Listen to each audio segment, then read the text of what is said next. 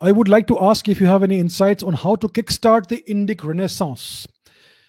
How will it transform our society? So, to see how do you bring about Renaissance? A Renaissance is a flowering of culture. It is a revival and a rejuvenation of culture. And since you're talking about Indic Renaissance, you mean India's indigenous culture, not various foreign cultures that are now present within India. You're talking about India's indigenous culture as it should be. So, what are the conditions that give rise to a renaissance?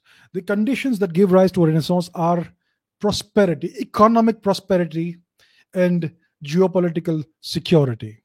These are the conditions that give rise to renaissance. So the people need to have very high living standards, which means that they don't need to slave in and day out 12 hours a day just to put food on the table. The per capita GDP should be very high. That will ensure that people have access to leisure activities, and it is these leisure activities that lead to a flowering of the culture. And all of this can never happen if the country's borders are not secure. So for a renaissance to happen, India needs to become a very powerful country. India needs to become a regional power or a superpower. So that is what will kickstart an Indian renaissance. And also the living standards need to improve, which means India's economy needs to see double digit growth for the next 20, 30 years.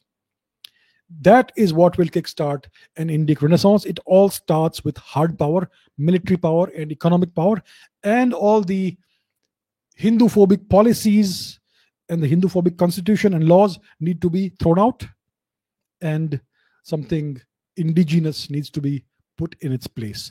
So that is what would kickstart an Indic renaissance.